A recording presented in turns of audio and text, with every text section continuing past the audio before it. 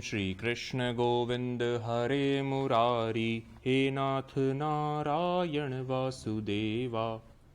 विजया एकादशी व्रत कथा।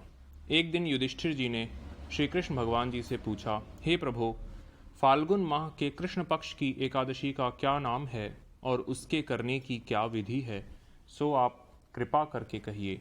श्री कृष्ण भगवान ने कहा, हे धर्मराज, फाल्गुन माह के कृष्ण पक्ष की एकादशी का नाम विजया है।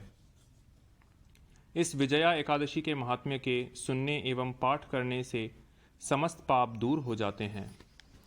एक समय नारद जी ने जगत पिता ब्रह्मा जी से पूछा कि हे ब्रह्मा जी, आप मुझे फाल्गुन माह के कृष्ण पक्ष में होने वाली विजया एकादशी के व्रत का विधान समझाइए। ब्रह्मा जी ने कहा, हे नारद जी, यह विजया एकादशी का व्रत समस्त पापों को नष्ट करने वाला है। जब भगवान श्री रामचंद्र जी को त्रेता युग में 14 वर्ष का वनवास मिला तो वे लक्ष्मण जी और जानकी जी सहित पंचवटी पर निवास करने लगे। वहां पर लक्ष्मण जी ने शूर्पणखा के नाक कान काट लिए। इस कारण श्री रामचंद्र भगवान जी और लक्ष्मण जी को खरदूषण से युद्ध करना पड़ा।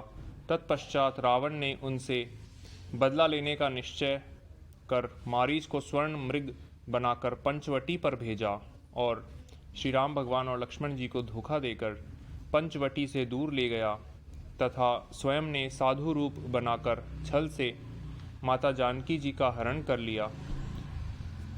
और इधर जब श्री रामचंद्र जी एवं लक्ष्मण जी वापस आए तो वहां पर माता जानकी को न पाकर अत्यंत दुखित हुए और आगे चलकर दोनों ऋष्यमुख पर्वत के निकट आए। वहां पर उनकी भेंट हनुमान जी महाराज से हुई। तब भगवान ने सुग्रीव से मित्रता कर बाली का वध किया। पवन पुत्र श्री हनुमान जी के द्वारा सीता जी की खोज करने पर श्री रामचंद्र भगवान जी को उनका पूरा समाचार प्राप्त हुआ। तब श्री रामचंद्र भगवान जी ने बानर भालुओं की सेना बनाकर लंका पर चढ़ाई करने का विचार किया, किंतु मार्ग में समुद्र होने के कारण पार जाना असंभव था। तब श्री राम भगवान ने लक्ष्मण जी से समुद्र को पार करने के लिए विचार विमर्श किया। लक्ष्मण जी ने कहा, हे मर्यादा पुरुषोत्तम, यहाँ से आधा योजन दूरी पर कुमारी नामक द्वीप है जिसमें वकदालभ्य नाम के मुनि का आश्रम है, अतः आप उनसे समुद्र पार करने का उपाय पूछिए। लक्ष्मण जी के विचार से सहमत होकर भगवान श्री राम मुनि के पास गए और उन्हें प्रणाम किया। मुनि ने उनके आगमन का कारण पूछा। श्री रामचंद्र भगवान जी ने कहा, हे मुनिनाथ, मैं सेना सहित निशाचरों को जीतने के लिए लंका जाना चाहता हूँ, किंतु बीच में समुद्र होने के कारण मेरी सेना लंका नहीं पहुँच सकती है। आप कृपा कर मुझे समुद्र को पार करने के लिए कोई उपाय बतलाइए। मुनि ने कहा, हे राम जी, आप फाल्गुन मास की कृष्ण पक्ष वाली विजया एकादशी का व्रत करो। निश्चय ही आपको सफलता मिलेगी और समुद्र से पार भी हो जाओगे। मैं तुम्हें इसका विधि विधान बताता हूँ।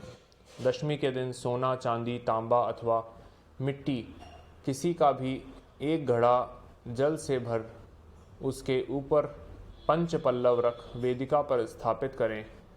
उस घड़े के ऊपर श्री भगवान की स्वर्ण प्रतिमा स्थापित करें। एकादशी के दिन स्नान आदि नित्य कर्म से निवृत्त होकर भगवान की पूजा करें तथा उस पूरे दिन और रात्रि को उस घड़े के सामने बैठकर भगवत भजन करता रहे। द्वादशी के दिन नदी या सरोवर पर स्नान करने के पश्चात उस घड़े को किसी ब्राह्मण को दान दे दें। हे श्री राम जी, यदि आप इस व्रत को करोगे तो निश्चय ही आपको विजय प्राप्त होगी।